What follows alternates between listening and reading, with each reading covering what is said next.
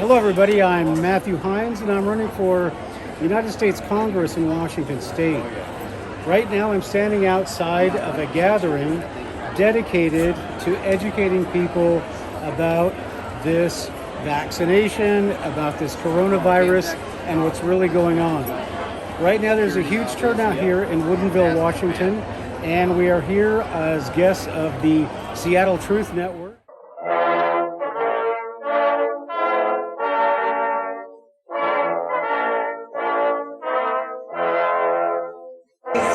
Featured speaker, Karl Kanthak, is here to share his expert testimony to expose the fraudulent numbers behind this state of emergency. Karl Kanthak is a lifetime resident of Southwest Washington, a longtime business owner. He was elected to his school board and found himself as a school vaccine exemption advocate, testifying in the state legislature to protect vaccine exemptions in 2011 and 2019.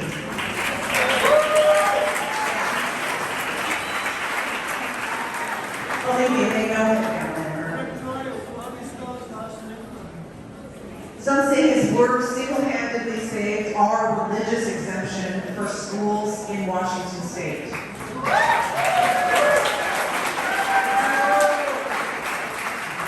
So it is only natural for Karl to set his sights and skills on the pandemic and the government's response. All right, my friends, let's give a warm welcome to Karl Kanthak.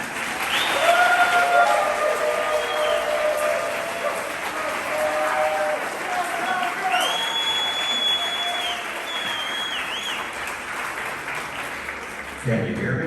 Hey, first off, I just want to say this is phenomenal that this many people would take time on a beautiful day, could be the last great Saturday, and to be here for this.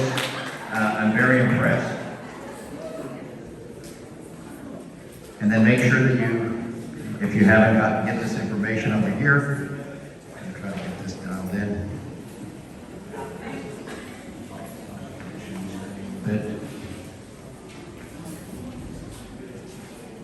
So one time when I was testifying against 5841 and 1638, Steve O'Ban goes, he was contrasting my testimony with the Department of Health, and he goes, how come that guy knows more than you guys? Because I was using the real numbers and I wasn't trying to predict. All right, let me get this rocking and then we'll go. What is your name? Karl Kanthak. Kanthak.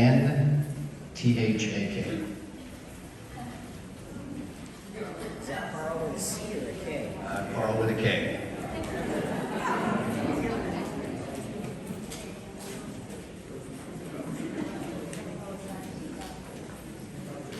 And I don't do this for a living, which is what's happening right now. You're being blocked.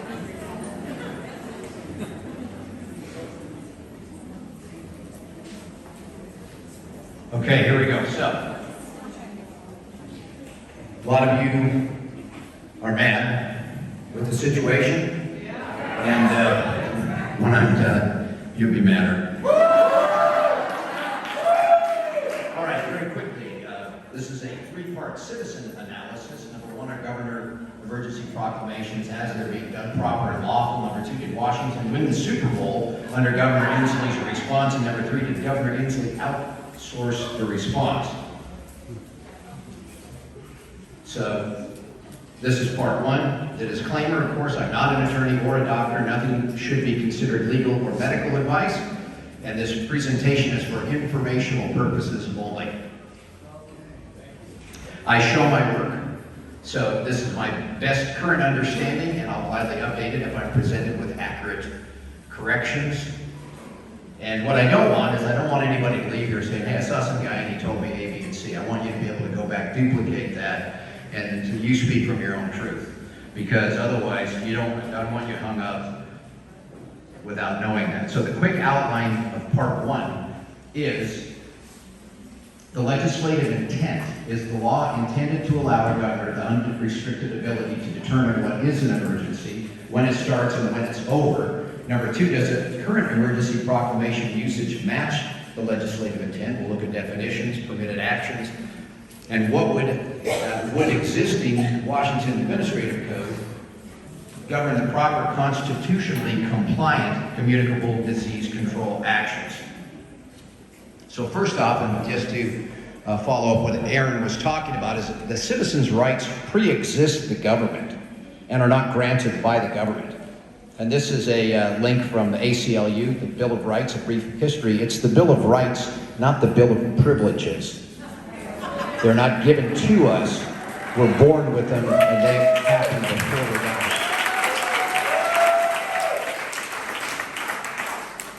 Democracy and liberty are often thought to be the same thing, but they are not. Democracy means that people ought to be able to vote for public officials in fair elections and make most political decisions by majority rule. Liberty, on the other hand, means that even in a democracy, individuals have rights that no majority should be able to take away. The rights that the Constitution's framers wanted to protect from government abuse were referred to in the Declaration of Independence as unalienable rights. They were also called natural rights, and to James Madison, they were the greatest rights of mankind.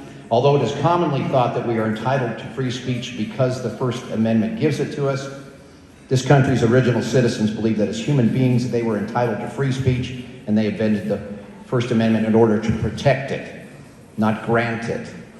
The entire Bill of Rights was created to protect rights that the citizens believed were naturally theirs, including freedom of religion, freedom of the press, petition, speech and assembly, privacy, due process of law, equality before the law.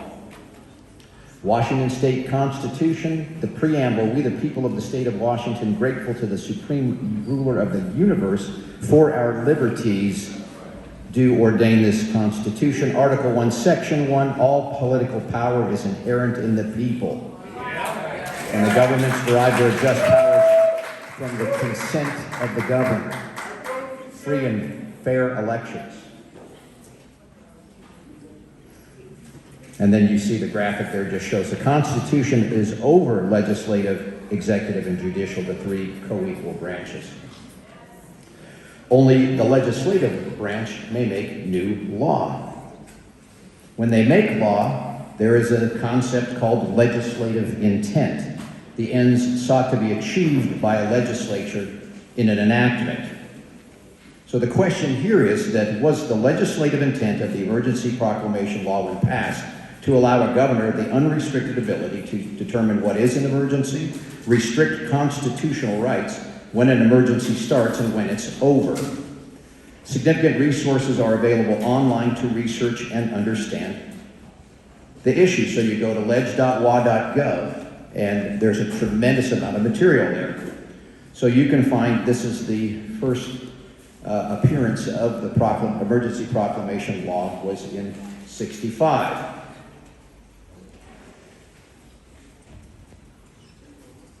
So the authority for the emergency proclamations is being claimed and exercised in a section of law designed for short-term acute situations which are clearly defined in the statute. The governor may, after finding that a public disorder, disaster, energy emergency, or riot exists within the state, declare a state of emergency. Note that infection, outbreak, pandemic appear nowhere in the statute. This is not an unintended omission or error. Washington WAC, RCW and WAC has extensive statute for disease control. Why doesn't the emergency powers section have a specified time limit? This is in part 1, and I'll get into that, but there's no time limit. Section part is the one that has to be renewed every 30 days. Because of the original 3 legal triggers to declare an emergency, public disorder, riot, disaster, are by definition self-limiting, short-term, physically disordering events with a clear initiation and cessation where there is no question when the emergency has started and ended. We go to definitions. 4306-200. State of emergency means an emergency proclaimed as such by the governor pursuant, limited to, the definitions in 43.610, now or hereafter, which are those 4 triggers. 3 of them are the physical triggers, the original triggers, and the energy emergency was added in the late 70s. Emergency has a legal definition. Immediate action, urgent. Public disorder has a legal definition, means such a substantial interference with the public peace as to constitute a significant threat to the health and safety of the people or a significant threat to public or private property. Term includes insurrection, rioting, looting, and persistent violent civil disobedience. Seems like we had public disorder that was not infection related. Riot has a legal definition. As used in this chapter, the term riot means a public disturbance involving an act or acts of violence by one or more persons. Now, in another part, they have a clear definition of emergency or disaster as used in all sections of this chapter. This is the 3852-005 State Military Department to Administer Emergency Management Program. Emergency or disaster is used in all sections of this chapter and means an event or set of circumstances which demands immediate action to preserve public health, protect life, or protect public property, and provide relief to any stricken community overtaken by such occurrences or reaches such a dimension or degree of destructiveness as to warrant the governor proclaiming a state of emergency, back to 4306-010. It also defines catastrophic incident, means any natural or human-caused incident, including terrorism and enemy attack that results in extraordinary levels of mass casualties, damage, or disruption, severely affecting the population. Now, one of the issues that we have right now is that, and my opinion is, almost all rational people will reach the same conclusion with the same information. And the challenge right now is that you have 2 realities, one in which the case fatality ratio is infection, there's the infection rate, which is how many people got sick total, but you have diagnosed cases, and so somewhere 1.5% perhaps, and yet half of the population thinks it's 5 times that or more. So if you know, in my effort to have compassion for people that are wearing masks driving by themselves in a car,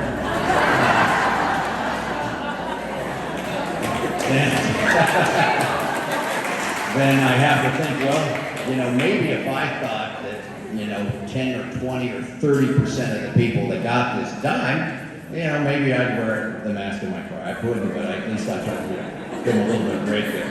Now, and that's the biggest issue we have right now. You'll talk to people and they're so far deep into their fear part of their brain, they're incapable of rational thought. Okay, catastrophic incident. Now, that's 2A.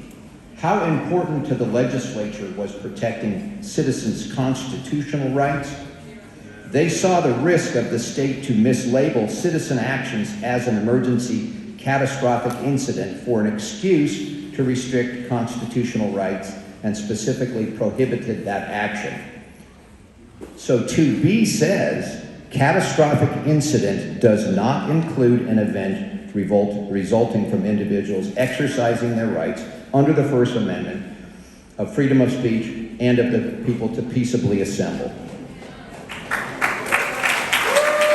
So if we contrast that to what we're experiencing right now, that there's specifically, I think maybe you've seen that, there's a meme that is along the lines of, if the government can get rid of laws when there's an emergency, they'll make emergencies to get rid of laws.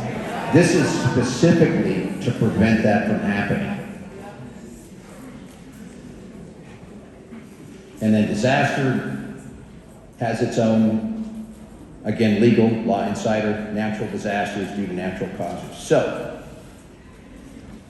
one indicator of the legislative intent of the proper trigger for an emergency proclamation could be the criteria for ending the state of emergency. What does the RCW say? It tells what the steps the governor has to take to make the emergency. But then it says that the state of emergency shall cease to exist upon the issuance of a proclamation of the governor declaring its termination, provided that the governor must terminate said state of emergency proclamation when order has been restored in the area affected. So the question is, has any facility, agency, or area been overwhelmed to the emergency definition of disorder? Is the possibility of disorder a valid trigger for emergency powers? How many press conferences have included the phrase, "We aren't in trouble yet, but the models show if we don't A, B, and C, then we will be in emergency"? So the question becomes then, is it the emergency proclamation law or the possible emergency proclamation law? I mean, we know that the Cascadia quake is going to come. We know Rainier is going to blow. So, when we look at the idea that we've ever had an emergency level of disorder, well, remember the emergency hospital setup? The hastily built field hospital set up by the Army in Seattle's pro football stadium is shutting down without ever seeing a patient. You know, I was talking with Dan and I go, disorder, the problem is too much order. Everybody's following all of the orders. Wear a mask, wear 2 masks. Here's another. In November of 2020, this slide is from the Senate Health Committee hearing. In November 2020, the governor proclaimed that the hospitals were at risk of being overburdened and reinstituted indoor activity closures. Remember, we had that time period where we were open and then... So, Washington State indoor activities were closed on 11/14/2020 when only 9.8% of the total available beds for COVID occupied. Oh, that actually shows up pretty good on that wall. Good. So, the box you can see the box in there. So, Washington State has 10,086, or did at the time of this report, staffed acute care beds, and then they had arbitrarily said, we want to stay below 10% of beds for COVID. So when they were talking about we're at over 90% of capacity, it was 90% of the 10%, not 90% of the 100%.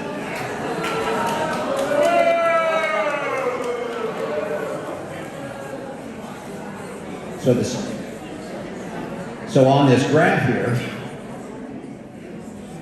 the y-axis is only 1,000, not the 10,086 total available beds.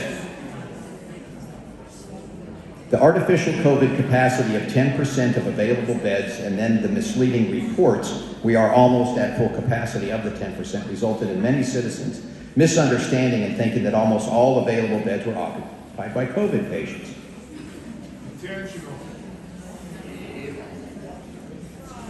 All right, so if you go back to the original proclamation, and the highlights are, you have threat. CDC identifies potential public health threat. Risk. And then suddenly it is a public disaster.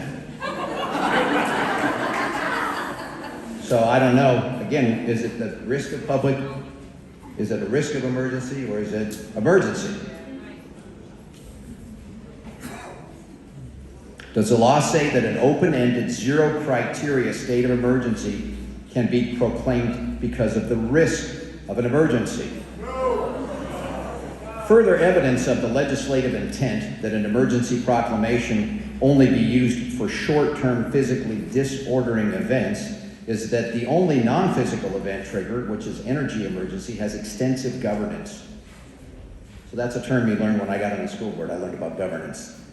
And when you look at the way this pandemic has been handled, we have more governance at the school I'm at for when a kid wants to bring his pet to school. We have about 4 pages. Is it a mammal? Is it a reptile? Is it an avian? The only non-physical event trigger, energy emergency, was added in the late 70s to allow fuel rationing and other market controls. An energy emergency has clear-cut specified time limits and requirements for approval and renewal by the legislature to prevent the current open-ended unconstitutional actions. So this is the 4321G 040, Governor's Energy Emergency Powers Energy Supply Alert Construction Chapter. So the governor may find there's definitions for what constitutes an energy emergency, and then a condition of energy emergency shall terminate 30 consecutive days after the declaration of such condition if the legislature is not in session, and if the governor fails to convene the legislature, it expires in 30 days. Because it's not a physical disordering event with a clear initiation and cessation as the original 3 legal triggers are, in my opinion. Oh, I forgot to put my definition slide up there. So you need to just basically throw in my opinion all over the place. And if I say liar, I mean misrepresented, okay? Now, and then for those of us of an age, we remember that we could only buy gas on an even day of the calendar if your last number of your license plate was an even number. Now, in the 1970s, the government knew they needed special authorization to simply order odd-even gas rationing. Contrast that with today's overreach, complete business closures, percentage occupancy, mask, limited hours, etc.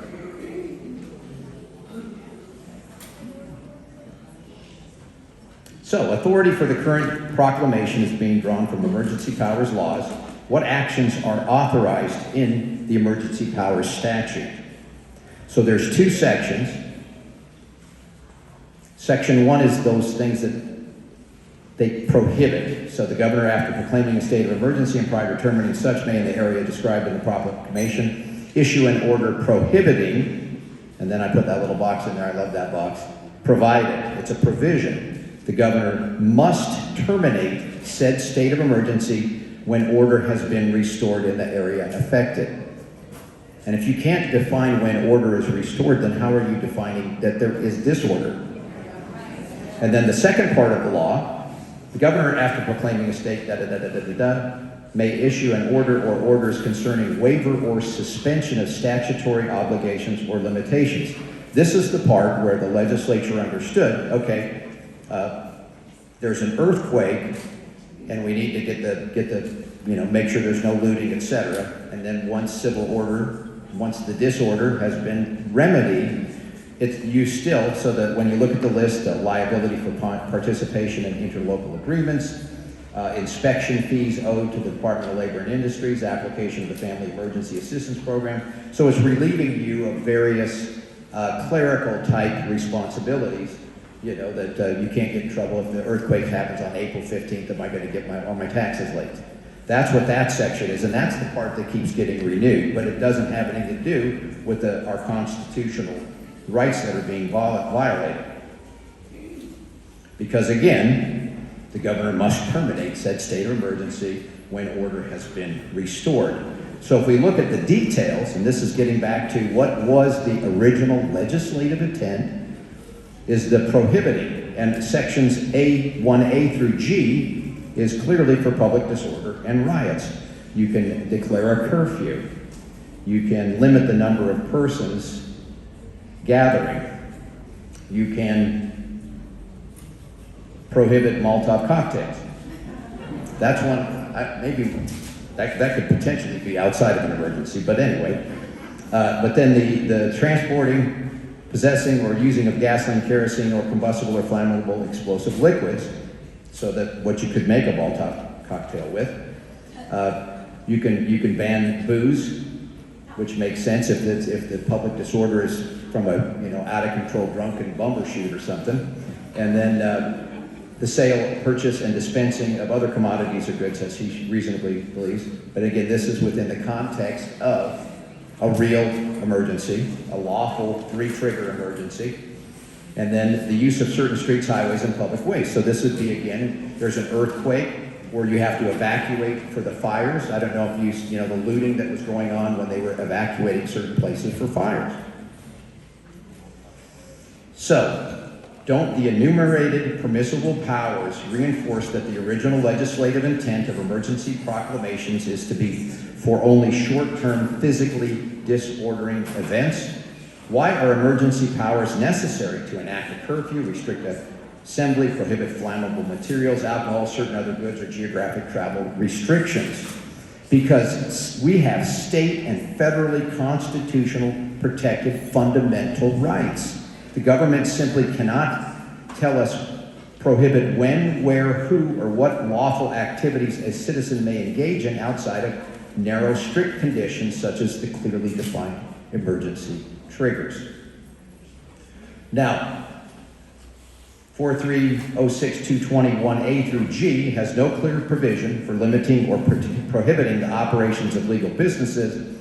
Instead, they're using H. So when you look at the proclamation, it's always H, and then they'll throw some in the other ones that don't even relate, but this is the one that they're trying to use. Such other activities as he or she reasonably believes should be prohibited to help preserve and maintain life, health, property, or the public peace. And if I'm not mistaken, this was just done like a year ago that they expanded. All right, so the emergency law is designed to address acute short-term situations which require immediate action, and there is no time or proper conditions to convene the legislature. The law is to be used only temporarily to stabilize conditions until the legislature can be assembled, must be terminated when order is restored. We've never lost order.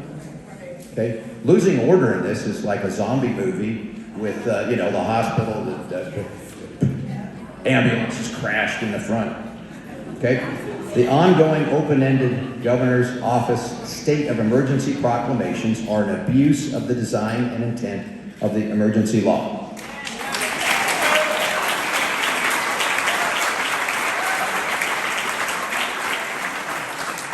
In my opinion. Remember, I'm not a lawyer. I have a laptop insomnia, and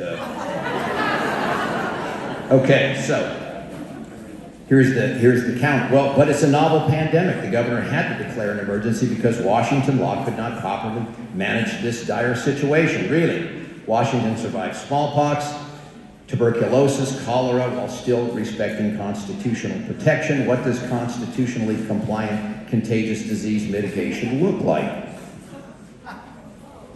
Chapter 246100, communicable and certain other diseases. There is detailed, long-existing Washington Administrative Code which provides governance for the proper and legal implementation of various communicable disease interventions. This governance ensures actions are within legal framework of the federal and state constitutions. This WAC has served through tuberculosis, smallpox, polio, SARS, MERS, Ebola. Why isn't it in use now? So when we go, and again, if you don't go to ledge.law.gov, bookmark it and start reading the laws. So we're going to look at definitions, procedures for isolation and quarantine, relief, and right to counsel. So when you look at definitions, which is very important when you're trying to do any kind of a legal analysis, detention or detainment means physical restriction of activity of an individual by confinement for the purpose of controlling or preventing a serious and imminent threat to public health. Disease control measures, so this is what we've been under. Disease control measures means the management of persons in a manner to prevent transmission of infectious agents. Isolation is a sick person. You isolate sick people. You quarantine those that are potentially, that have been exposed. Isolation means a separation for the period of communicability or contamination of infected or contaminated persons or animals from such places and under such conditions as to limit, prevent the direct and indirect transmission of the infectious agent or contaminant from those who are infected or contaminated to those who are susceptible. Quarantine means the limitation of freedom of movement of such well persons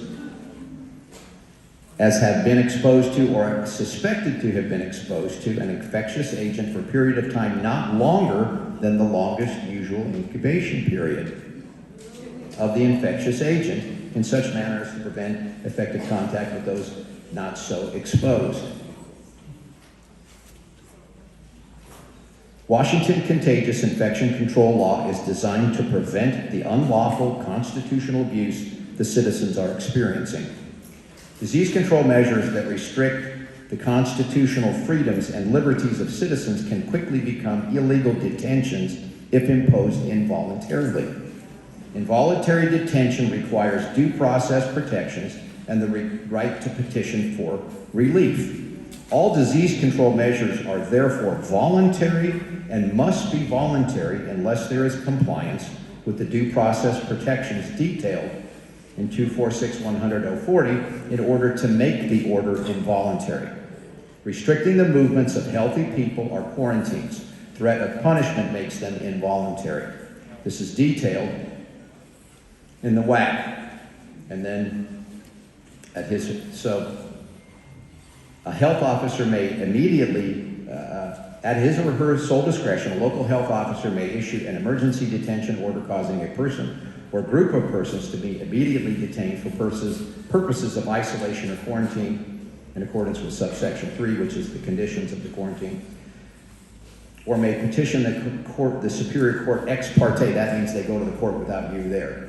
They can just go there and say, hey, I think these guys are sick, we need to lock them down. Okay? But they must have made reasonable efforts to obtain voluntary compliance for the quarantine. And then there's more details, but the emergency detention order shall be for a period not to extend 10 days. So this is a situation where, let's say you were on an airplane and somebody had something, and then the health officer can order the sheriff to lock you up just on that concern. But it's only 10 days. And then they have to justify the medical basis. But citizens cannot be involuntarily detained or restricted without the opportunity to challenge the order. This is back to the due process.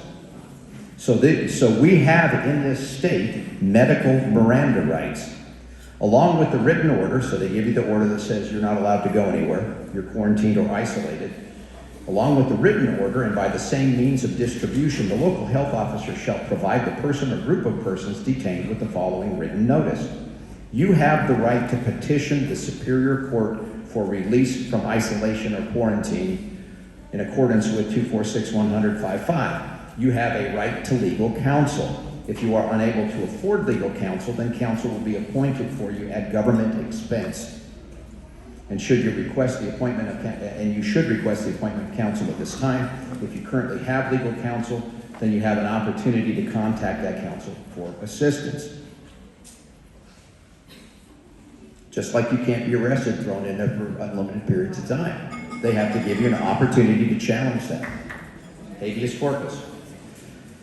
And again, this is the details of the ex parte. I put all this stuff up because I don't want anybody thinking I'm cherry picking. I mean, I read this stuff as close as I can, and if somebody can point it out to me, for example, someone was saying that, well, no, there's another part in there about flu where they said that, you can do an emergency about flu. And I go, great, give me where is it? How come it's not on any of the citations on the governor's proclamations? You would think that if there was somewhere that gave him that right, he'd be splashing it all over the place. Okay? So then we have all of the ex parte order authorizing involuntary detention of person or persons, and it has all of the suspected infection, blah, blah, blah, blah. But again, specify a maximum duration for isolation or quarantine not to exceed 10 days. Infections are self-limiting. You get sick and you get over it. You get sick and you either don't get over it, you pass away, or you get over it. To go beyond the initial 10-day involuntary quarantine, a health officer must petition the court to extend the time period to a maximum of 30 days. No provision for detentions beyond 30 days. I can't find any. And again, this is in my opinion. So they can order it kind of unilaterally, initially, and then you have the right to say, no, this shouldn't happen. You have a right to go to court and challenge it. But then to go past 10 days, they have to go to court first and try to talk the judge about it. And you have an opportunity to say, no, this shouldn't be that way. So the question is, do we want to live in a state where the governor's office can bypass the legislature, the Constitution, with nearly unlimited actions for an open-ended time frame when the same governor's office has the power to decide what constitutes an emergency, decide when the emergency starts, decide to impose unconstitutional restrictions on all aspects of civil society without any recourse by the public, and decide when the emergency is over? No branch of the state government should have this open-ended ability to bypass the state constitution. Now, a federal judge recently ruled in favor of the citizens of Pennsylvania against unconstitutional proclamations. But even in an emergency, the authority of government is not unfettered. Rather, the Constitution sets certain lines that cannot be crossed even in an emergency. Yep. So William S. Stickman is now one of my heroes. And then, but the solution to a national crisis can never be permitted to supersede the commitment to individual liberty that stands as the foundation of the American experiment. The Constitution cannot accept the concept of a new normal where the basic liberties of the people can be subordinated to open-ended emergency mitigation measures. Rather, the Constitution sets certain lines that may not be crossed, even in an emergency. Actions taken by defendants cross those lines and declare those actions unconstitutional. And then another part was, in an emergency, even a vigilant public may let down its guard over constitutional liberties, only to find that liberties, once relinquished, are hard to recoup, and that restrictions, while expedient in the face of an emergency situation, may persist long after the immediate danger has passed. And again, my opinion. That was him, but this whole thing has been my opinion. So, moving on to part two, did the governor's actions win the Super Bowl?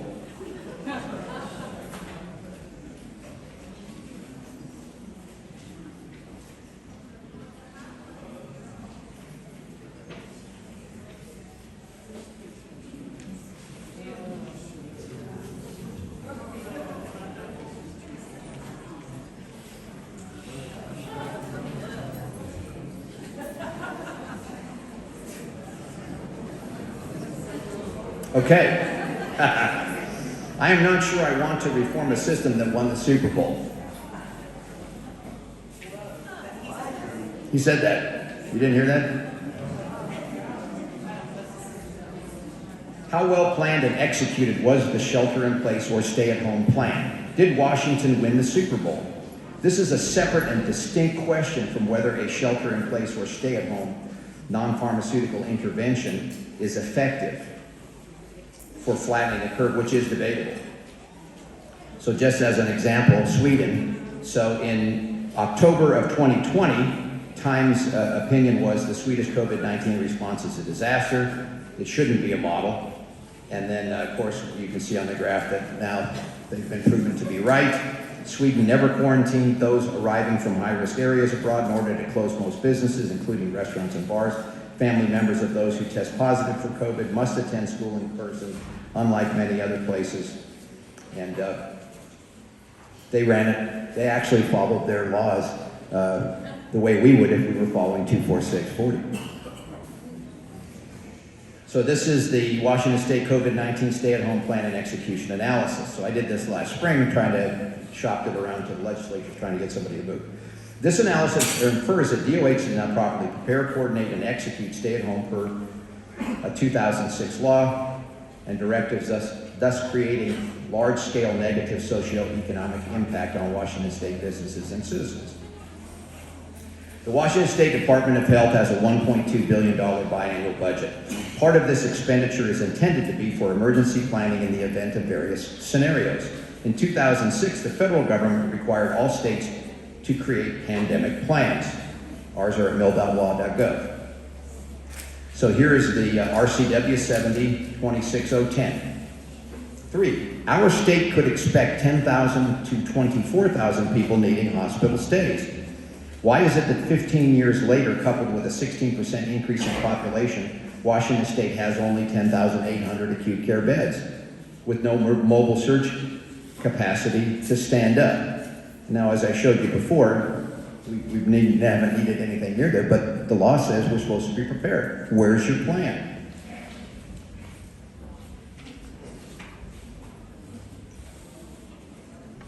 Why don't we have mobile surge capacity? The state is being held hostage to this failure to prepare. Government officials stated that the stay-at-home order was a necessity as to not overrun the hospitals, but it clearly didn't equip the healthcare system with the proper infrastructure to handle such a pandemic. You could have these stationed at various points and you run them to the hospitals that need them. Prior to the COVID-19 pandemic, Washington had zero planning, impact analysis, or implementation for a shelter-in-place or a stay-at-home order of any length, much less months. It's years now since I wrote this. The widespread economic damage and harm caused to the public is not the fault of the infection, but because the DOH and administrations failed to meet the requirements laid out in 72-610.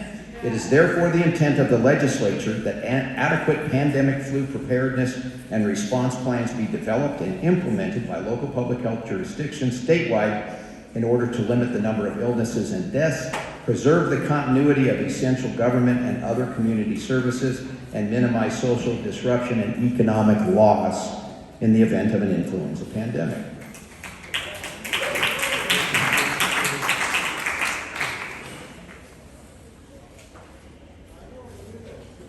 So here's a report from 2006.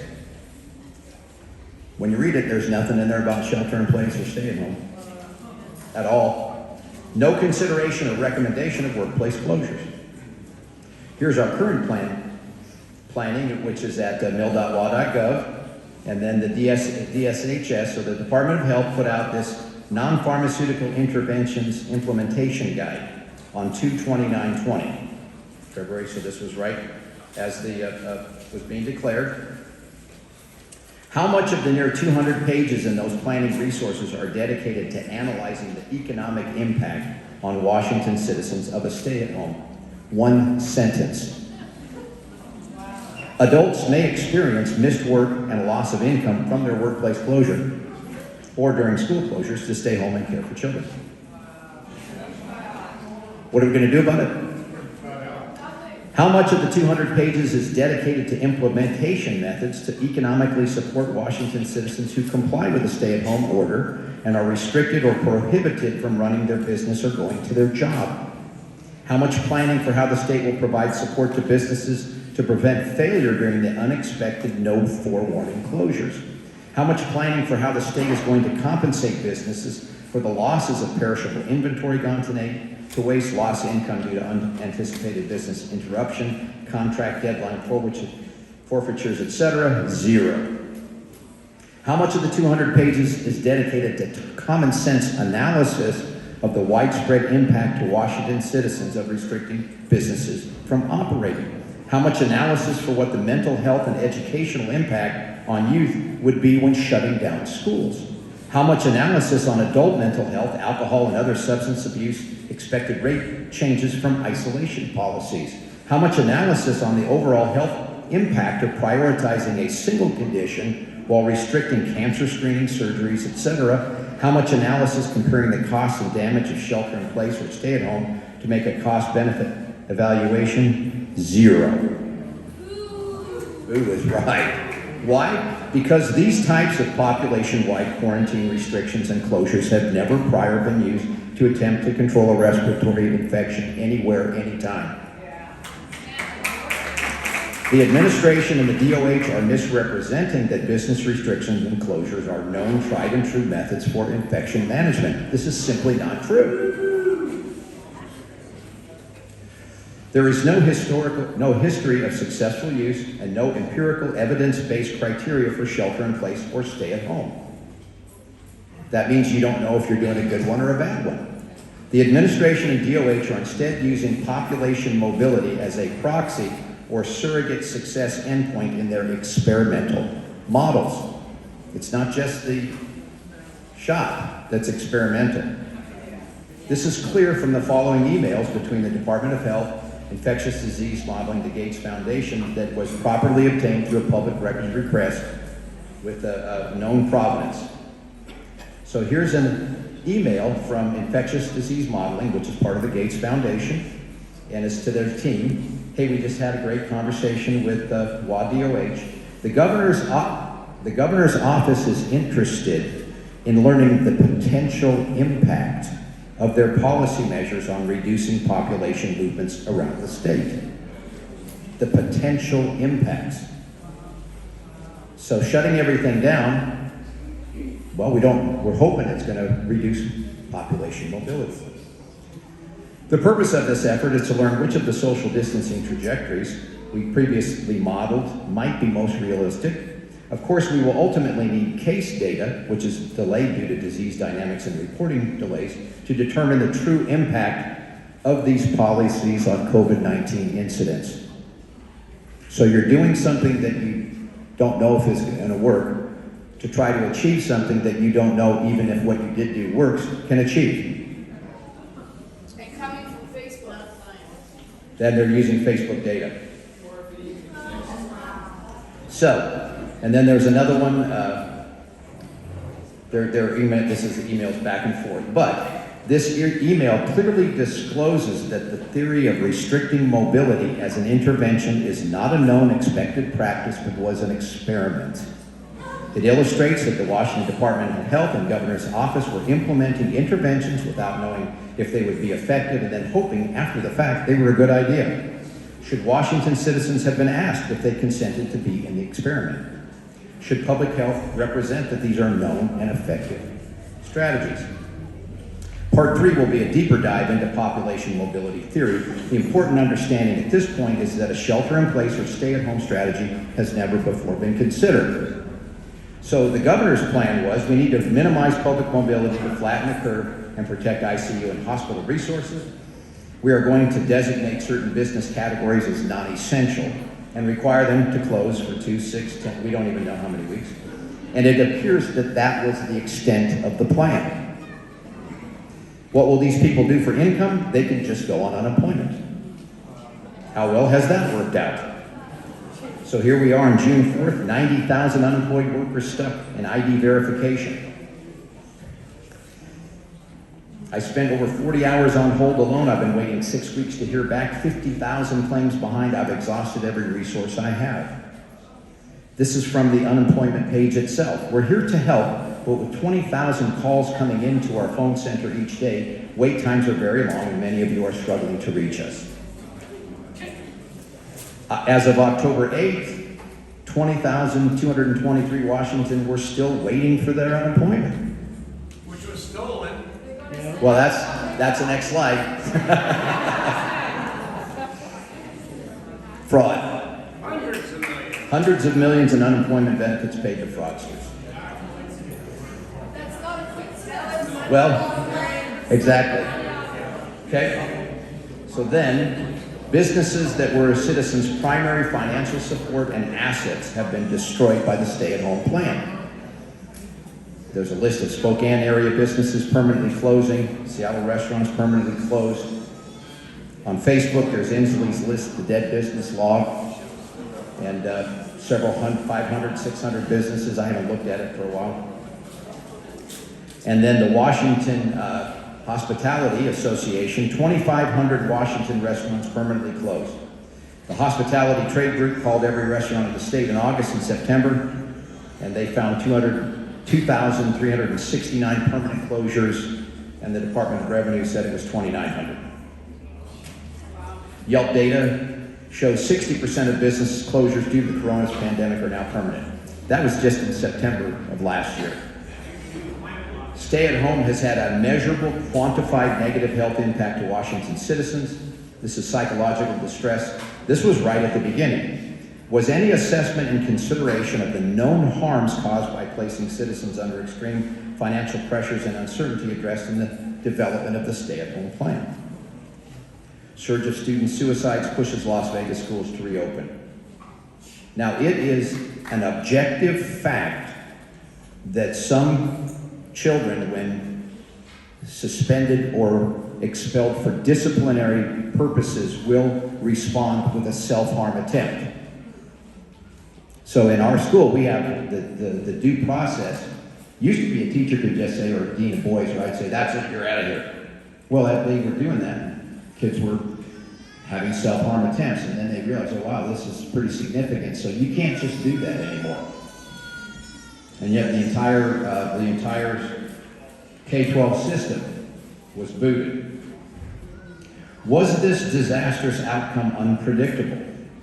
When the administration and Department of Health decided that non-essential businesses should close, did they take any steps to understand the logistics of the plan? Did DOH talk to the Department of Revenue, Labor and Industries and ask them, how many people will this be? Did DOH and admin understand that a significant percentage of these people are self-employed and do not normally qualify for unemployment? That's where the fraud came from. Do DOH and the administration understand that unemployment is designed with intentional disincentives, such as lowered income and waiting periods? Do DOH and the administration understand that unemployment would not allow a business owner to pay their fixed overhead? Do they know there is no such thing as business closure unemployment? Do they know that infectious disease does not qualify as a legitimate claim for loss of business interruption on their insurance policies? Did DOH then take their plan with the number of people impacted to unemployment and say, how long does it take to change the qualification criteria and update the online application so business owners and self-employed? Imagine just trying to do that change by itself and propagate that through the system, retrain the people. It's not, you can't do that in a weekend on March, whatever, the 12th, that Friday. And then they ask, what is your application capacity? Did the Department of Health and Administration ask unemployment, what will happen if we change the qualification criteria, change the benefit structure, prohibit in-person applications, and increase your normally weekly applications from less than 7,000 to more than 140,000? So this graph, when I saw this, it shows everything. Now you can see, so for all of those weeks, right? Now state agencies are resourced for their historical load. There was no way unemployment could have responded from a physical standpoint. They don't have the number of phones. They don't have, no state agency is resourced to deal with this level of increase. So telling people they can go on unemployment is not a plan. That's an afterthought, and it's a poor one. What did the Department of Health and Administration expect would happen? Could any state agency respond properly under these conditions? Is this why the administration isn't criticizing the unemployment department? Because if I was the head of unemployment and they gave me a hard time, I'd let loose and say, what are you talking about? This incredibly incompetent non-plan set the stage for business failures, fraud, and payment delays. Washington citizens who cooperated with stay-at-home are enduring unneeded hardships because of the failure of the Washington Department of Health and the administration to plan. So this is a graphic. So the administration and Department of Health closing businesses, that severs the business financial cycle. Non-essential businesses closed means no revenue for sales, service, commerce, no revenue to cover fixed overhead, no tax revenue. It cripples business owners, self-employed and independent contractors and investors from their income, and employer and owner income shut off without warning or time for mitigation planning.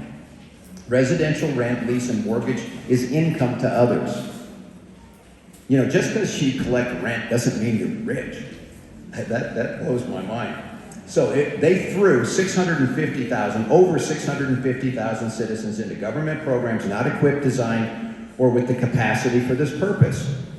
So that's what they dumped them in all those people into the funnel there. And then you're trying to do that. Now, smart stay-at-home plan. So let's assume that we actually need to do a stay-at-home. Every business in the state regularly submits financial information, including detailed payroll reports. Why wasn't this functioning existing payment distribution system utilized? Business owners should have been notified. There is a health emergency that requires you to suspend operations for 2 weeks to flatten the curve. Based on your historical payroll reports, we're transferring funds to you to disperse to your employees for this time period to permit them to stay safe at home. Please contact us if there's been any changes. Due to this unprecedented situation, we are also going to support all business owners, independent contractors, and other self-employed persons with a salary or draw. To prevent other disruptions to your business and the overall economy, we will provide support to cover the non-consumable fixed expenses associated with your business. Please continue to pay your rent, lease, mortgage, and other overhead payments, as those represent revenue to other businesses.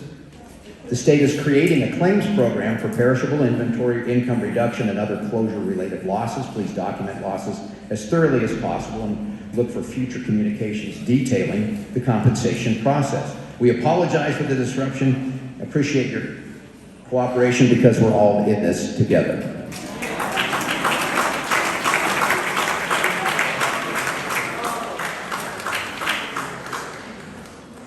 Now, I thought that up in like 15 minutes. I drove my son crazy. I told him, he was just going, Dad, I know you've told me this a million times. Tell somebody else. Okay.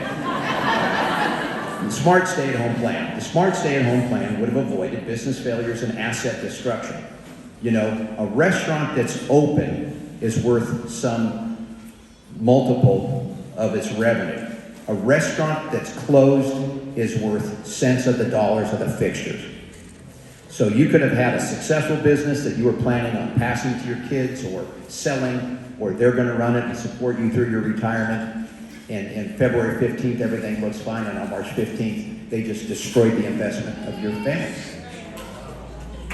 Payment delays from the unemployment, fraud.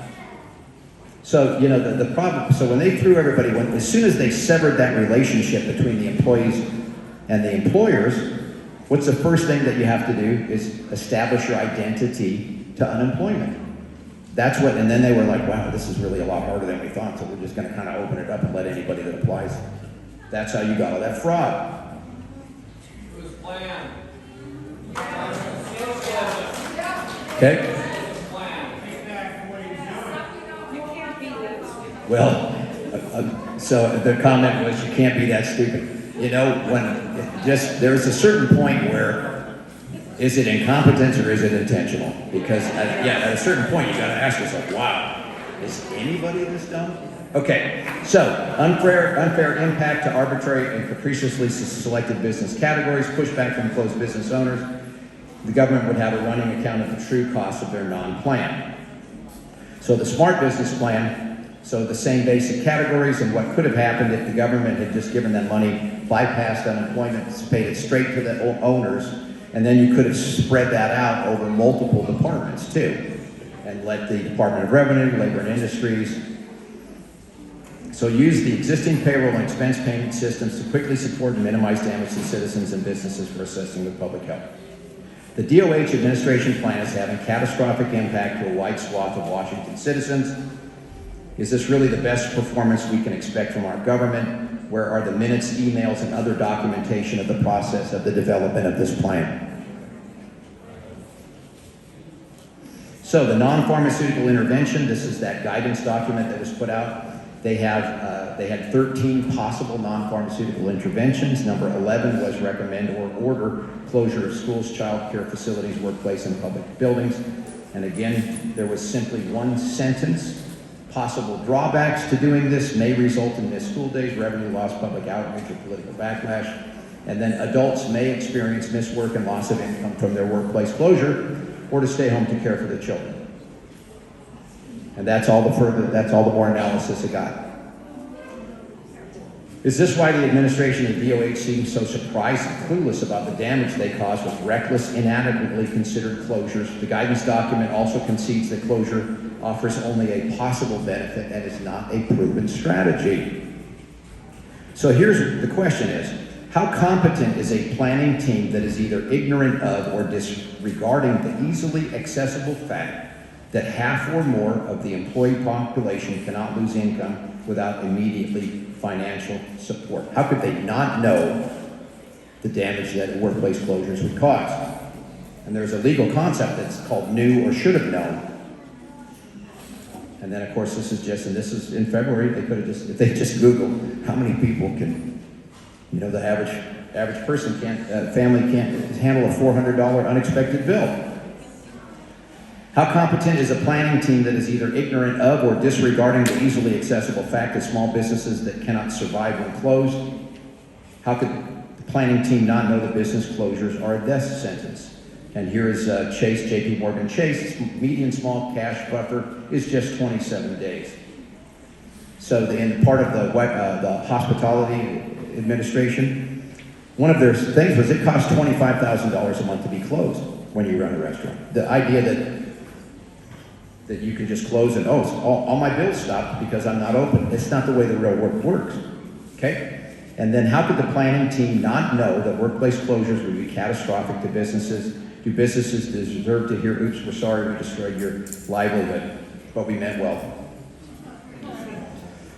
And then this is showing, so this was March 17th. In just 4 days, the percentage of small business owners negatively impacted jumped from 60 to 80%. So this was a rolling disaster from the get-go. Even if the excuse we had to act swiftly to flatten the curve is accepted, the disaster was unfolding immediately. Unfortunately, no follow-up was taken to rectify the economic damage.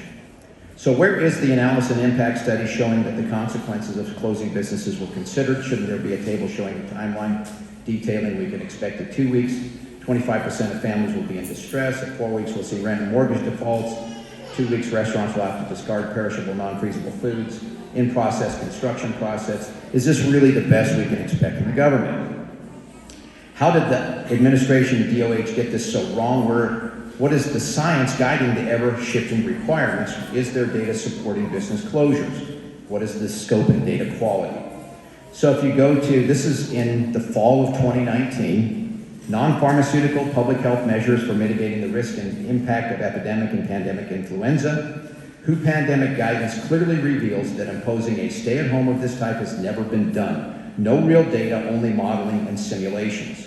So this talks about that they did this search in September of 2018, and they looked at 475 possible citations. 6 were selected. All 6 studies represented simulation studies.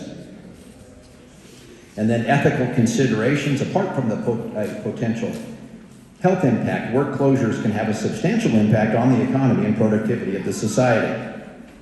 As with school closures, more research is needed on the best trigger factors, timing, and duration of work closures in order to maximize the impact of this disruption. So they don't have any evidence. This is a chart showing simulation, model, simulation, modeling. Washington citizen lives have been upended by modeling and simulations that have never been employed in the real world. They played Sin City with our lives. A stay-at-home has never been used in real life. There is no empirical evidence that population-wide quarantine measures are effective. No data to support which businesses are risky and which are not, and most importantly, how to implement a stay-at-home. This is why 2 weeks to flatten the curve turned into stay home, stay safe, and then safe start, stay healthy, and now we're on roadmap to reopen. I don't even know whether we're on the new one or not. Okay, why didn't non-essential businesses know they were non-essential before the pandemic? Because there was no stay-at-home plan. If this was a real thing, when you got your business license, it would say non-essential. With real data, safe and unsafe businesses, if there is such a thing, could be identified and would have been notified in advance when the plan was developed. Because it's not essential and non-essential, it's safe and unsafe. Every business is essential to the owner. So if it's safe to operate, who cares if you're open? Okay? The state could have quantified the need and set up a system. Dear business owner, in the event of a pandemic, your business could be restricted or closed. This is your pandemic support account information to access financial and other resources if we require restrictions or closure. How effective would the tsunami zone be if nobody knew they were in the tsunami zone? It's ridiculous. And then here's the Emergency Management Division. There's their values, which in my opinion have been dramatically violated. How effective is a plan where impacted citizens have no prior notice they are in peril? How effective is a plan where there is no system set up to support systems? How fair is an emergency plan that results in certain citizens losing their livelihoods and potentially destroyed financially in the hopefully service of protecting others? Why are the non-essential businesses expected to bear the full brunt of the stay-at-home? Well, so I'm going to explore the incompetence part. How is this level of incompetence and mismanagement possible? Is this a result of career politicians and government employees who do not participate in and are ignorant of how the private economy functions? You know, the idea that you can run a restaurant, you're barely making it with 100%, and it's like, oh, you're going to be 25% this week, then you have to close for 2 weeks, then you're going to reopen at 50, and we'll decide then. You can't keep employees, you can't inventory, it's comical. How is this level of incompetence and mismanagement possible? Individuals who are insulated from economic fluctuations. What is the explanation for why an elected official or state agency employee could believe that businesses can successfully operate at percentages of their capacity? Perhaps because these individuals get paid regardless, they inaccurately believe the same of private enterprise. The situation is clear, unequivocal proof that we need citizen politicians to steer the government, provide meaningful oversight of state agency guidance. So, here we go. We haven't really thought through the economic impacts. Okay? So, when I saw that, my first question was, who is we? And my next question is, why does Melinda Gates have any position on this issue in the first place?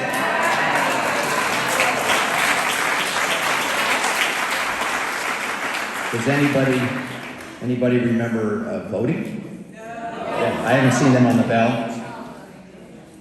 Okay, and then that kicks us into 3, which is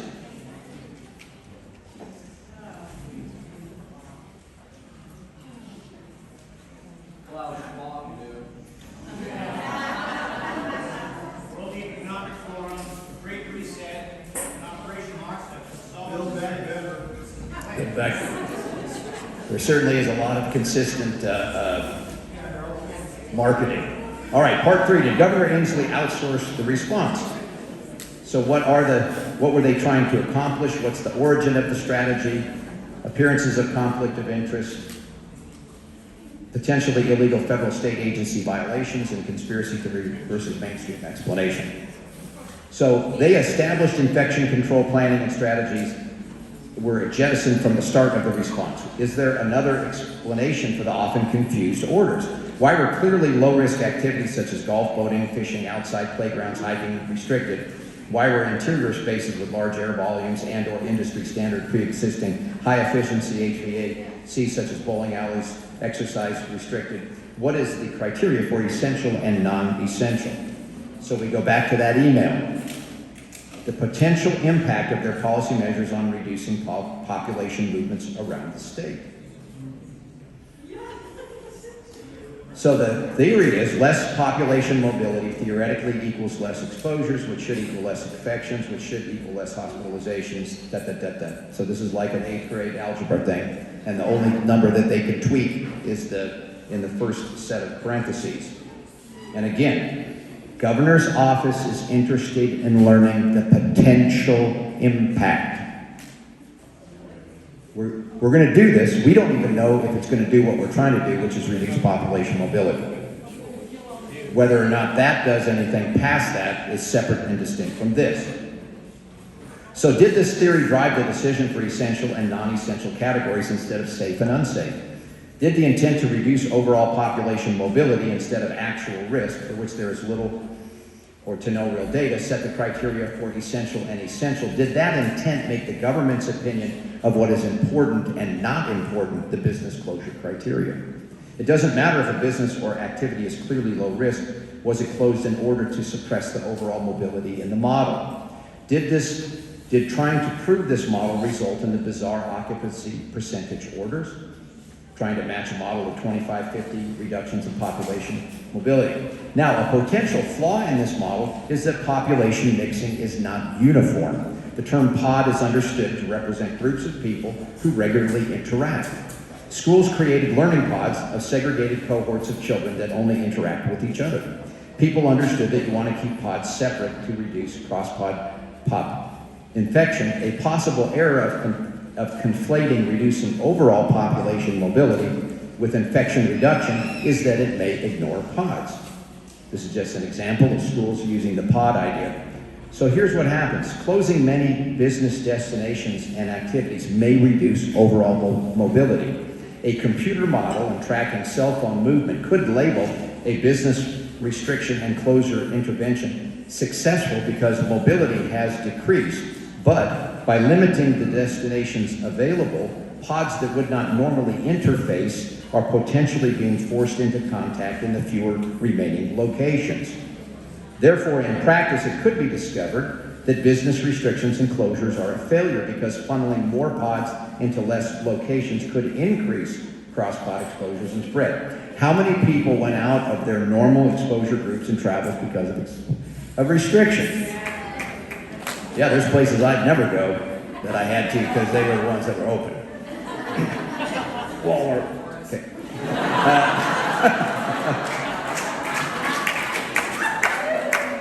All right, all 6 studies represented simulation studies. This is from that other slide. So again, this is a guess. So this is a valuable, that's 538 is normally done, they do election, right? That's the number of electoral votes. So they did a comic strip tour of the wild world of pandemic modeling, and it's pretty informative. Given the volume of research and data being collected about the novel coronavirus, it seems like answers ought to exist. And numbers are certainly out there. Trouble is they're kind of all over the place. For example, the Center for Disease Control and Prevention are using models that forecast the best case scenario in which about 200,000 Americans die, according to the Times. Meanwhile, the report from the Imperial College that made headlines for its dire modeling forecasted 2.2 million US deaths. And then this person just laid out. So why is that gap so wide? Well, friends, that's the nature of the modeling beast. And one of the reasons why 538 doesn't have a model of its own. They didn't fall into the trap. Thanks for your emails asking for one, though.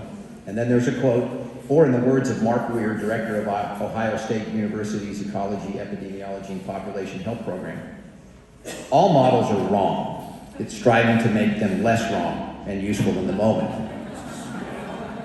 Again, there was no consideration or recommendation of workplace closures in either of these. I was unable to locate any planning for social distancing, shelter in place, or stay at home in the state resources. Not saying it's there, it isn't there, but I couldn't find it. And now my first slides, I said, I'll amend this in a hot second, somebody comes up. So here's the thing. Imagine that you wanted to do a scientific experiment. You went to what's called an institutional review board. They have to give you permission. You say, I'm going to close non-essential businesses for an indeterminate period of time. Analysis, well, the absolute known certainties is that we know that businesses that are closed will fail at some point. We know that employees who cannot work will go broke, and we know that we have no plan to support the businesses or the employees. The uncertainties is we don't know if the closures are going to reduce population mobility, and even if we do manage to reduce population mobility, we don't know if that will reduce COVID. Did Governor Inslee sign off on this and say, great plan, let's do it?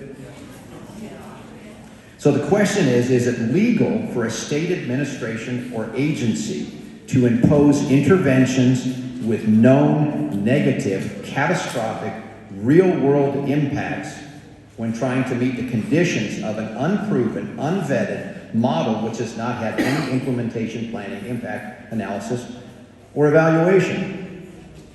I would submit, in my opinion, no. Criminal. I hope so. You know?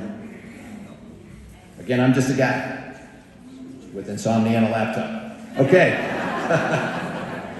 All right, so if we look at the ethics, so no claims or allegations.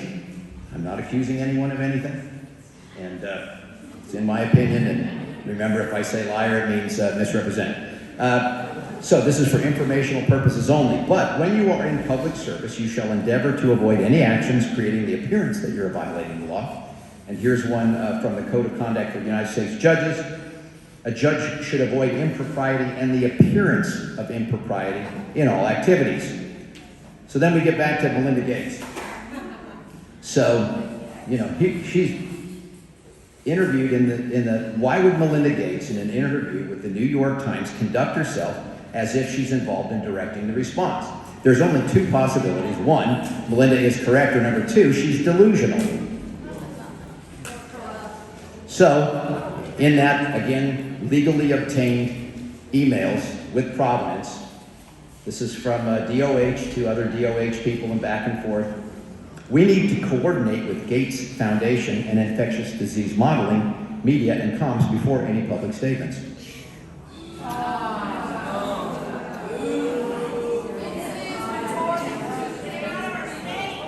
Okay? Now, if you open up the organizational chart of the state of Washington, Gates Foundation, there's no, remember it was legislative, executive, judicial. Gates Foundation doesn't have a box on the end. Okay? All right, so Informed Choice Washington. If you don't follow them, please do. InformedChoiceWashington.org. So, just incredibly dedicated people. You know, I started researching this stuff back in 2010 because I was on a school board. A family comes in and says, "Hey, they're going to pass this law, and if they do, we're going to pull our kids." And that started me on the journey. And the public-private partnerships, which are dangerous. So far, they're dangerous in my opinion.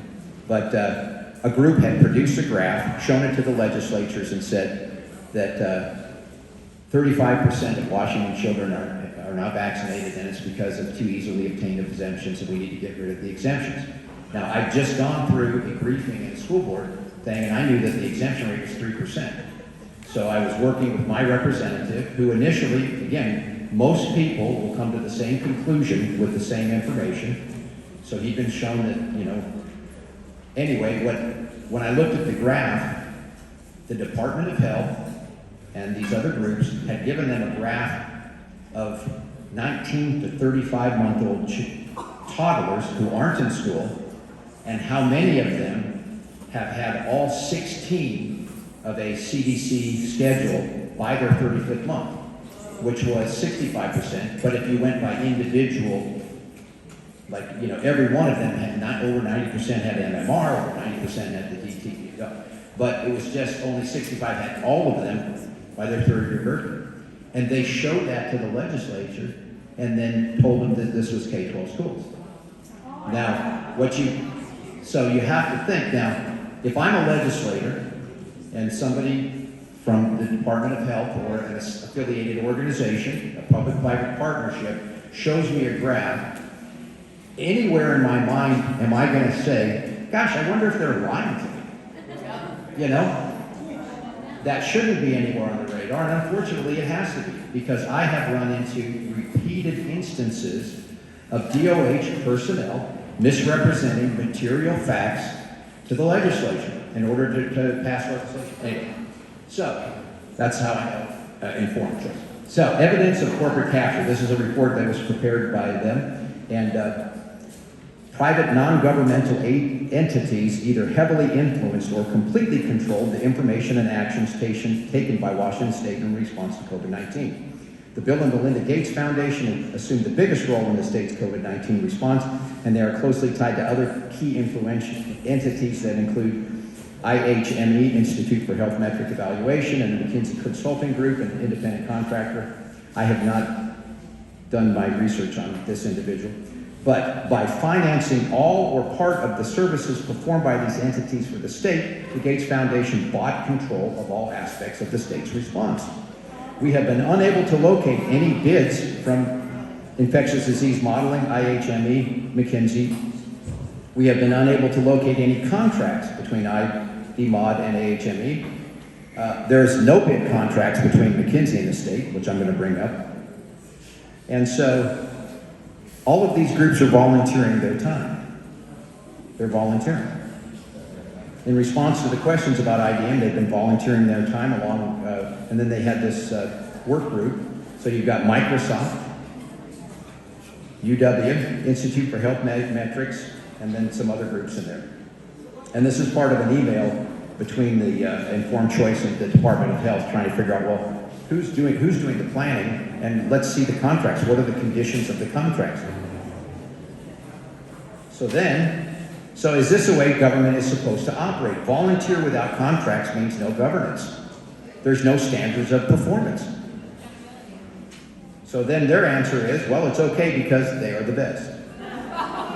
That's my editorializing. That's just, I never heard that from them, but. Okay, so here's showing that Bill Gates, the Gates Foundation, giving $279 million to the University of Washington for this group called IHME. Okay, and they'd actually started it with $110 million a few years before that. It must be nice, you know. All right, and then here's another guy. I lead one of about 20 groups that submits fatality forecasts to the CDC. This is Elite Company, and in this Elite Company, IHME's forecasts look mediocre at best. This is why you should ignore IHME's forecast.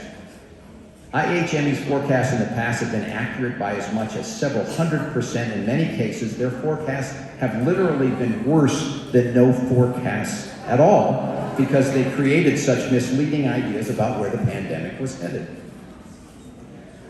And then this is a scientist, and he shows, and this chart shows they're 500% over, 500% under.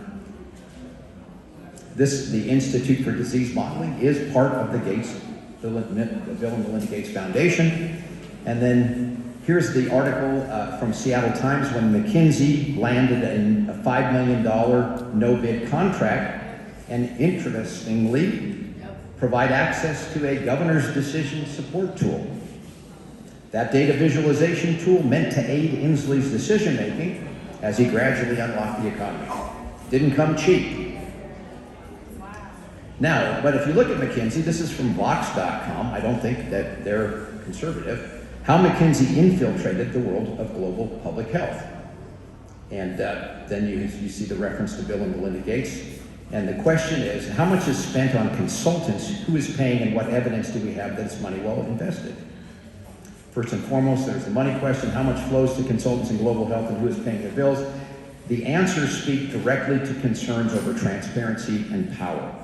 You can't understand who is influencing global health agendas and by how much if you don't know who is carrying out the work and how they're being paid. And then the Gates Foundation spent over $300 million on McKinsey and BCG. You can see that McKinsey's had $184 million was their share. Now, so in February of this year, McKinsey had to pay, or agreed to pay, $573 million for their role in the opioid crisis. This is the contractor that created the governor's decision-making model. The global business consulting firm McKinsey & Company has agreed to a $573 million settlement over its role in advising companies on how to supercharge opioid sales amid an overdose crisis. Anyone here lose a friend or family member to prescription opioids? The same company that helps supercharge opioid sales is being paid by the state and Gates to advise pandemic policy. You know, that $5 million contract, that's compared to the other $188 million. So who knows the side deals. So how did we end up with McKinsey? Again, email from the legally obtained public records request with known provenance. You have an email, this is from former Governor Gregoire, sent to the Deputy Chief of Staff and a Microsoft Vice President, Kurt Del Bene, who's married to a congressperson. Kurt Del Bene of Microsoft bought the McKinsey guy to me as he is offering on behalf of McKinsey locally to help the governor and the office. And then in the email from Kurt to the governor, I'm pretty sure they're asking solely as interested citizens of our state and hoping there are ways that the firm can pitch in and help. Again, this is all no accusations. This is all just my opinion and informational purposes only. His wife is our representative. Oh, is that I'm here? running against her. Oh, my- I'm running against her in the next election. If you don't want to die, you better vote for me. Wow. So then, you know, when we get back to what the judges say, you want to avoid impropriety and the appearance of impropriety. So if you go to Open Secrets, you see that Jay Inslee's #1 contributor of all time was Microsoft Corp. Second is the University of Washington, which is basically Bill Gates Jr., and then a pharmaceutical company. And then his daughter-in-law works at the Gates Foundation. So the question is this a good look? So, here's a long run-on sentence, as Aaron would say. Is it appropriate for an elected executive to impose a questionable state of emergency and then bypass all previously approved state emergency planning and impose your top donor's private company-generated, unvetted, unproven, unconstitutional restrictions on Washington citizens while claiming to be following the science?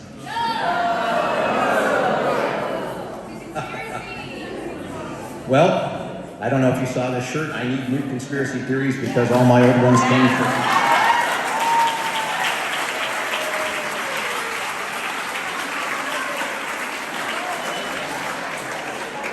Remember, no allegations or claims. Informational purposes only.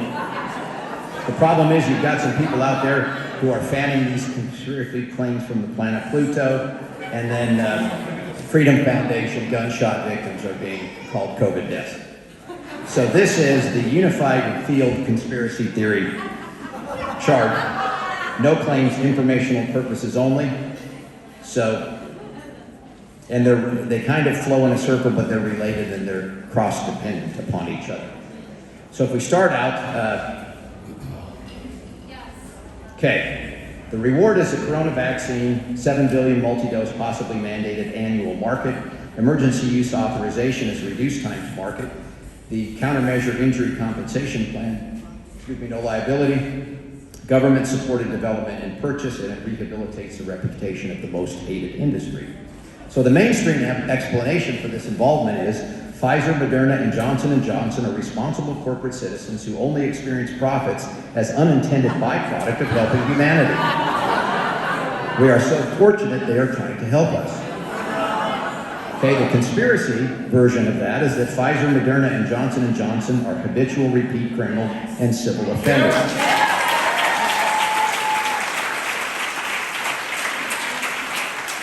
So if you look at Public Citizen, not a conservative group, 27 years of pharmaceutical industry criminal and civil penalties.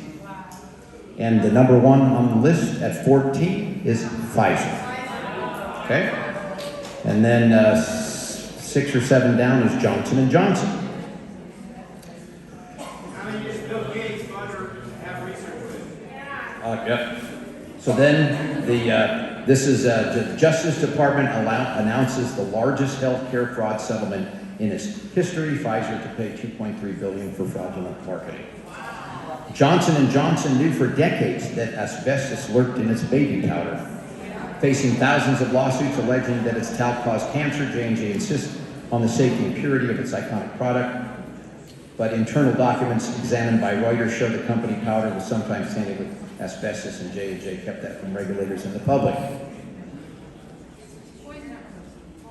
3 red flags for Moderna's potential coronavirus vaccine. #1, the company's insiders have made high-profile exits from their stock positions. #2, the company has never successfully produced a medicine of any kind. #3, Moderna's scientific approach to vaccine development has never been successfully implemented in humans. And so the reason that they're not on the report is they haven't had a chance to get some drugs out there that they can be forced into a settlement for. All right, emergency use authorization and countermeasure injury compensation plan. Emergency use authorization requires that there are no adequate approved available treatments. Countermeasure injury compensation program, a countermeasure is a vaccination, medication, device, or other item recommended to diagnose, prevent, or treat a declared pandemic, epidemic, or security threat. About emergency use authorizations, and then the FDA may authorize unapproved medical products to be used in an emergency for serious or life-threatening diseases when there is no adequate, approved, or available alternatives. And if you look at the National Institute of Health, there is no early treatment, according to them, for COVID. So you come in, you get diagnosed, you go home until you're blue, and then you go back for emergency room treatment. No liability to the pharmaceutical companies if you are injured or killed. You or your estate files for benefits to the HHS. And then Pfizer received $1.95 billion up front to produce the vaccine. And then this was a survey, Gallup survey, September 3rd, 2019. Big Pharma sinks to the bottom of U.S. industry rankings. Americans are more than twice as likely to rate the pharmaceutical industry negatively as positively, giving it a net positive score of -31. Okay, novel corona. Infectious without symptoms, widespread and growing, deadly and untreatable, uncontrollable global emergency. So part of that is asymptomatic transmission, so that you have to be afraid of everybody all of the time, even yourself, because, you know. So the the asymptomatic, pre-symptomatic secondary attack rate is not statistically different from 0. Okay? Then PCR test.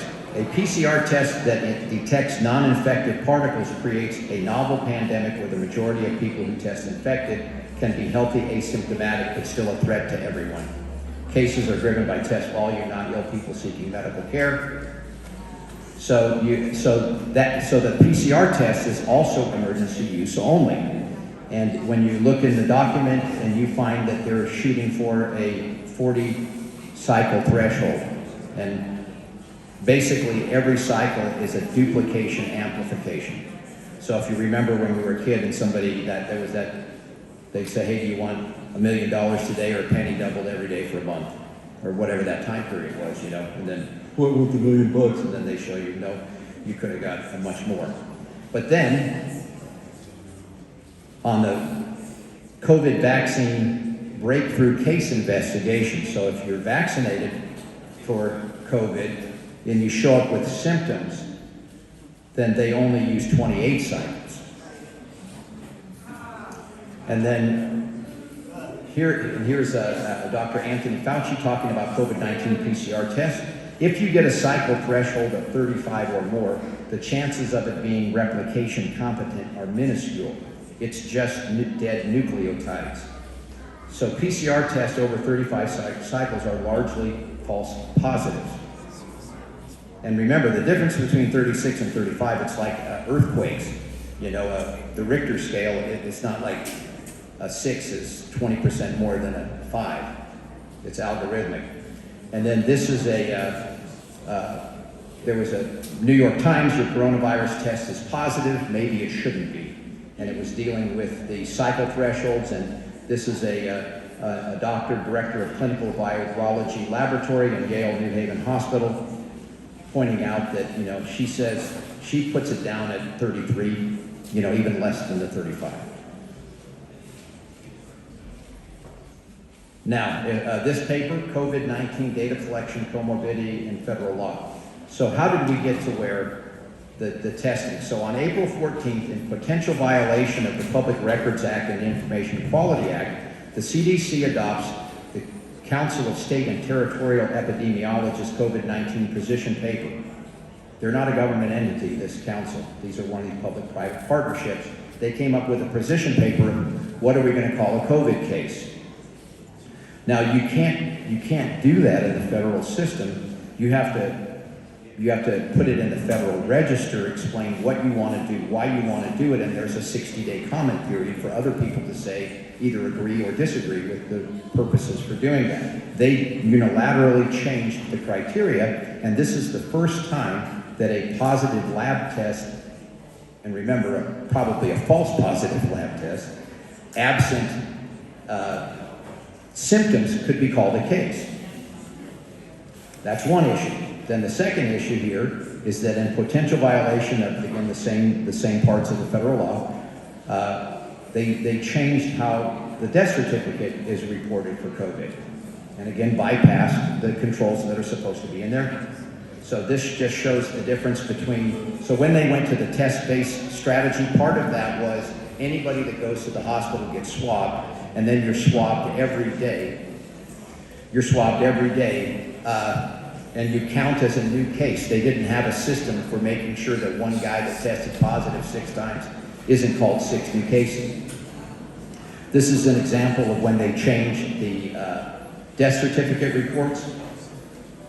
And so on the right side, this was as of August 23rd. That's what it, had you used the criteria from March 23rd, it would have been 9,684.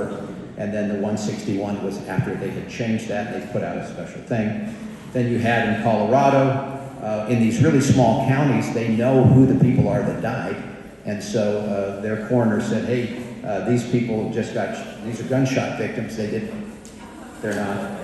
And then the same woman, she went and looked at the list, and 2 of the people they had as dead, they weren't even dead.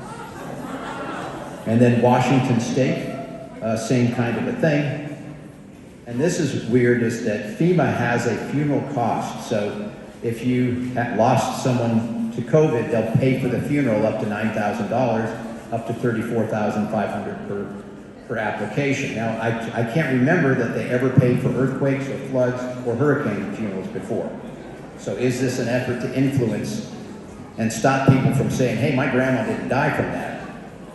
Well, if she didn't, then you have to pay for the funeral. If she did, we'll pay for the funeral. Okay? Again, speculation. Okay? No claims or allegations. I'm almost done. And then, so with the information from that paper, Oregon senators have filed a grand jury petition into the CDC's willful misconduct to hyperinflate COVID-19 data. So, yeah. Go to informed choice law, and let's get one in Washington. Deadly and untreatable, prioritizes the vaccine. Of course, doctors are doing that. Asymptomatic and masked. So, in that original guidance, of the 13 possible non-pharmaceutical interventions, masks wasn't even on the list. And it says why in their own documents, mil.wa.gov, evidence for masks is ineffective. And then you had them, they faked the HCQ, because remember, if there's any kind of a treatment, you don't get the emergency use authorization for the drug. And I'm going to have to wrap up, and we apologize because of the, all of the parking issues. We got a late start, but anyway. Is your presentation online somewhere? Yeah. It will be. It will be. So Unified Field Theory. Let's hear it for Karl.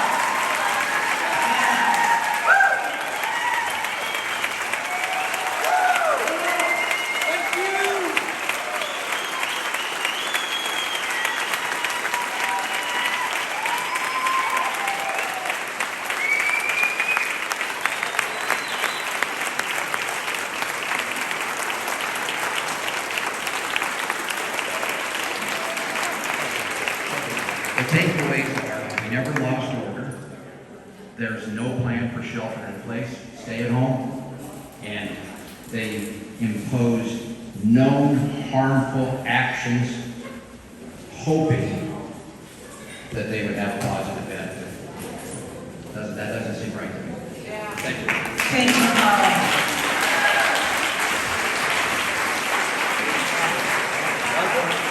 Wow. You guys, can you all come forward? We're going to wrap this up.